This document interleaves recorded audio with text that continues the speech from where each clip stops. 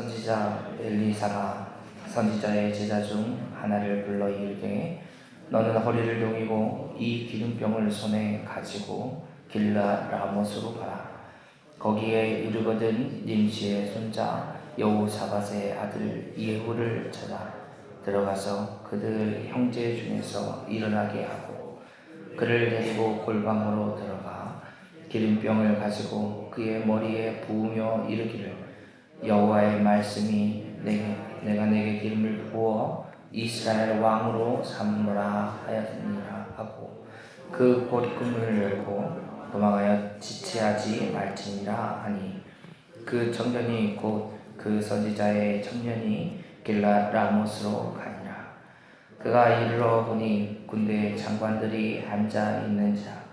소년이 이르되 장관이여 내가 당신에게 할 말이 있나이다. 예후가 이르되 우리 모든 사람 중에 누구에게 하려느냐 하니 이르되 장관이여 당신에게니이다 하는지라. 예후가 일어나 집으로 들어가니 청년이 그의 머리에 기름을 부으며 그에게 이르되 이스라엘 하나님 여호와의 말씀이 내가 내게 기름을 부어 여호와의 백성 곧 이스라엘의 왕으로 삼노니 너는 내 주 아합의 집을 치라. 내가 나의 종 곧 선지자들의 피와 여호와의 종들의 피를 이세벨에게 갚아주리라. 아합의 온 집이 멸망하니 이스라엘 중에 매인자나 노인자나 아합에게 속한 모든 남자는 내가 다 멸절하되 아합의 집을 느밧의 아들 여로보암의 집과 같게 하며 또 아히야의 아들 바하사의 집과 같게 할지라. 이스라엘 지방에서 개들이 이세벨을 먹으리니 그를 장사할 사람이 없으리라 하셨느니라 하고 곧 문을 열고 도망하니라. 예후가 나와서 그의 주인의 신복들에게 이르니 한 사람이 그에게 묻되 평안하냐. 그 미친 자가 무슨 까닭으로 그대에게 왔느냐. 대답하되 그들이 그 사람과 그 말하는 것을 알리라 하더라. 무리가 이르되 당치 아니한 말이라. 정하건대 그대는 우리에게 이르라 하니 대답하되 그가 이리 내게 말하여 이르기를 여호와의 말씀이 내가 내게 기름 부어 이스라엘 왕으로 삼는다 하셨다 하더라 하는지라. 무리가 각각 자기의 옷을 급히 가져다가 섬돌 위 곧 예후의 밑에 깔고 나팔로 불며 이르되 예후는 왕이라 하니라. 이에 님시의 손자 여호사밧의 아들 예후가 요람을 배반하였으니 곧 요람이 온 이스라엘과 더불어 아람의 왕 하사엘과 맞서 길랏 라못을 지키다가 아람 왕 하사엘과 더불어 싸울 때에 아람 사람에게 상한 것을 치료하려 하여 이스라엘로 돌아갔던 때라.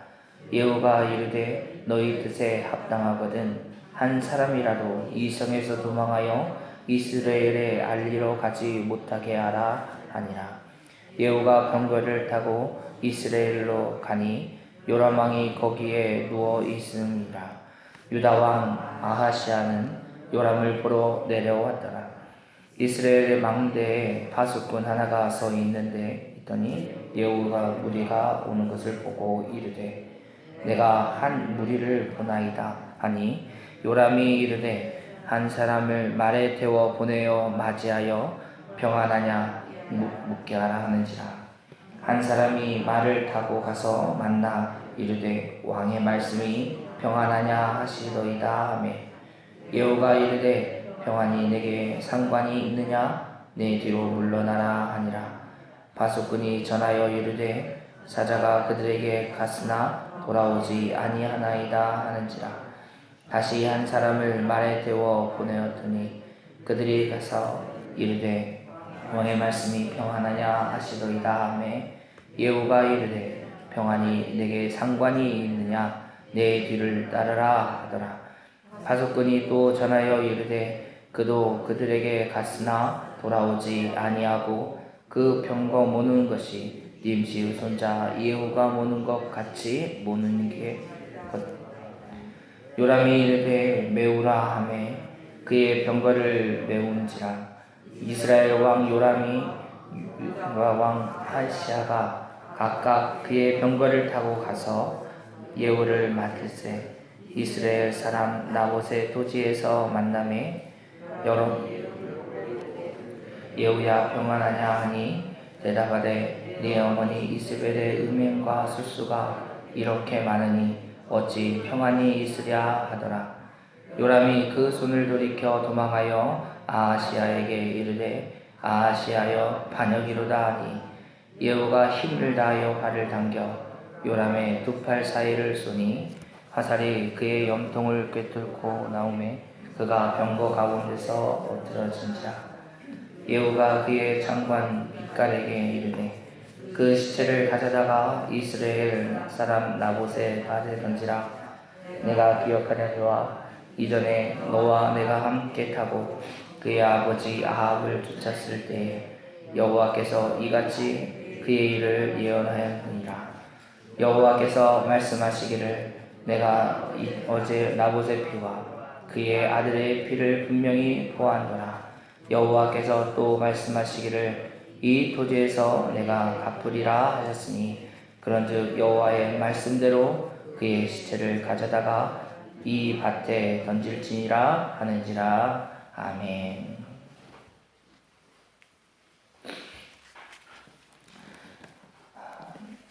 이스라엘 왕 요람은 이제 전투 중에 부상을 당하게 됩니다. 유다의 왕 아하시아는 이런 부상 당하여 병을 치료하기 위해 내려갔던 요람 왕을 방문하기 위해 이 전장을 비운 상태였습니다. 이때 엘리사는 선지자 청년을 하나 보내게 되는데 엘리사가 있던 곳에서 지금 이 라모까지는 약 65km 떨어져 있는 곳입니다. 그곳에 있던 군대 장관 예후에게 가서 기름을 부어 왕을 삼을 것을 명령합니다. 이것은 하나님 앞에서 악을 행한 아합의 집을 향한 하나님의 심판이었습니다. 그리고 하나님께서 지쳐있던 엘리야에게 주신 그 약속이 성취되는 것이었습니다. 이를 명령한 엘리사는 허리를 동이고 가라고 분명하게 말합니다. 통으로 옷이 짜여져 있던 그때 히브리 사람들에게 있어서 이 허리를 동인다는 표현은 굉장히 긴박한 상황이었다는 것을 의미하고 있습니다. 그만큼 이 명령은 신속하게 행해져야 했던 것입니다. 예후에게 기름을 붓는 그런 행위는 하나님께 여호와 하나님이 인정받는 그런 합법적인 왕으로서 예후를 인정한다 하는 의미가 담겨져 있었습니다. 반대로 요람을 더 이상 북이스라엘의 왕으로 인정하지 않겠다는 의미도 담겨져 있죠. 또한 자신의 사명을 감당한 이 선지자 청년은 빨리 그 자리를 떠나 것을 대해서 언급하고 있습니다.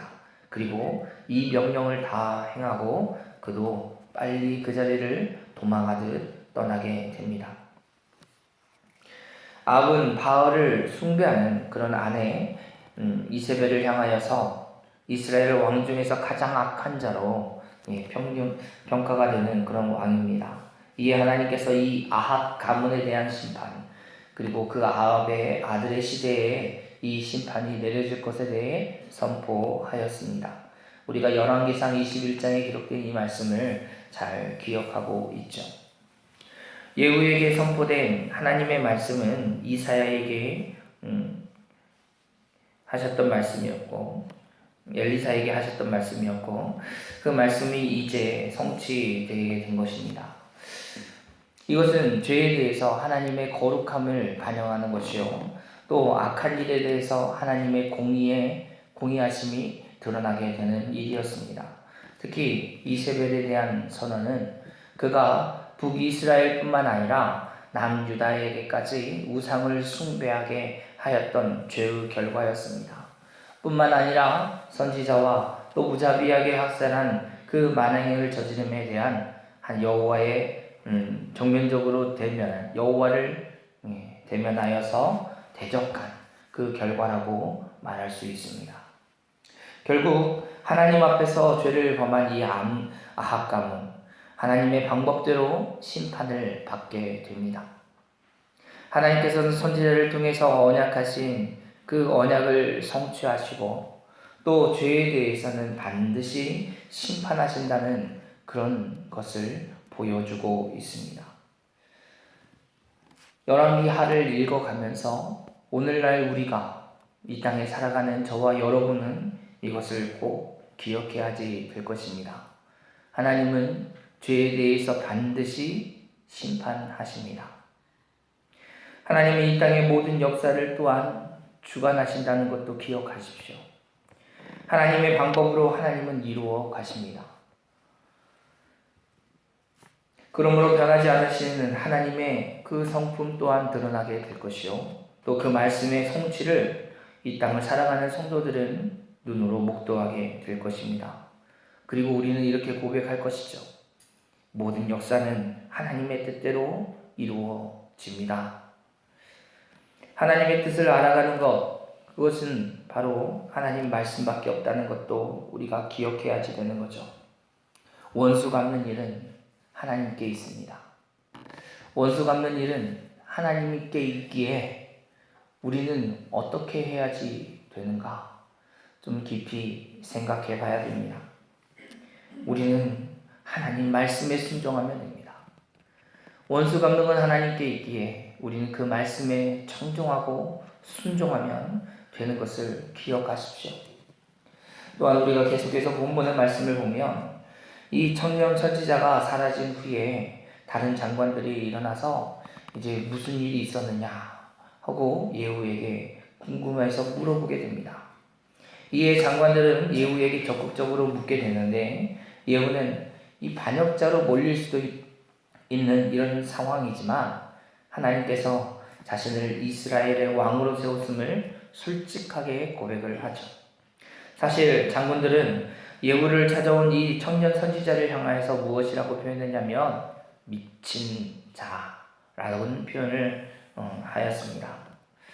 그러나 예후의 말을 한마디에 그들은 태도를 완전히 바꾸었습니다. 그리고 예후 앞에 그 왕으로서의 그런 모습을 그 앞에서 보이게 되는 거죠. 원어에서 이 부분을 보게 되면 와우라는 단어를 사용해서 계속적인 연속적인 행위를 하고 있다는 것을 볼 수 있습니다. 그만큼 이 사건은 굉장히 긴박하게 돌아가고 빠르게 진행되는 그런 것이었죠. 예후의 말을 들은 이 장관들은 생각할 시간은 없었습니다. 그저 그들은 이 말을 듣자마자 즉각적인 반응을 보였던 것입니다. 또한 장관들은 자기의 옷을 취하여서 예후의 밑에 깔았던 것은 자신의 인격과 그 권위를 바닥에 내려놓음으로써 이제 왕으로서 예후의 권위를 높이는 그런 행동이었던 거죠. 이렇게 주변에 인정을 받게 된 예후는 이제 거침없이 요람을 배반하게 됩니다. 자신의 하나님의 기름을 부으심을 받은 사람이라는 것을 증명하는 거죠. 사실 장관들은 예후의 모습을 볼 때 권력의 중심에 이 예후로서 넘어갔기 때문에 이제는 이와 같은 행동을 취할 수 있겠구나라고 이해할 수도 있습니다. 하지만 그렇게 바라봐서는 안 되는 거죠. 이 모든 사건 가운데 아합 가문을 벌하시기 위한 하나님의 계획이 있다는 것입니다. 하나님께서 그 아합 가문을 벌하시기 위해서 예후를 세웠고 예후의 그 말에 모든 장관들이 그 앞에서 이와 같이 왕으로 대접하는 그런 표현을 하게 되는 거죠. 비록 인간의 눈으로 볼 때, 또 우리의 생각으로 바라볼 때는 굉장히 미련하고 어리석어 보이게 됩니다. 하지만 하나님께서는 세세하게 간섭하시죠. 그리고 인도하신답니다. 인도하신다는 이 사실을 우리도 잊지 말아야 될 것입니다. 계속해서 17절 말씀을 보면 이제 요람에게 행군하고 있는 이 예후의 그런 무리를 보게 되는데 그 무리가 다가오는 것에 대해 요람은 굉장히 궁금해하고 있는 것을 봅니다. 왜냐하면 요람은 아람 왕 하사엘과 싸울 때 당한 그 부상을 치료하기 위해서 현재 그 성을 떠나 다른 성읍에 거주하면서 무리가 오는 것에 대해서 걱정하지 않을 수 없는 상황이기 때문에 그렇죠. 그래서 사람을 보내 이야기합니다. 평안을 위해서 오는가 하고 물어보게 되는 거죠. 2번에 걸쳐서 사람을 보냅니다. 그리고 왕의 명령이 예후에게 전해지지만 예후는 평안이 너와 무슨 상관이 있느냐? 내 뒤를 따르라 이렇게 말을 하게 됩니다.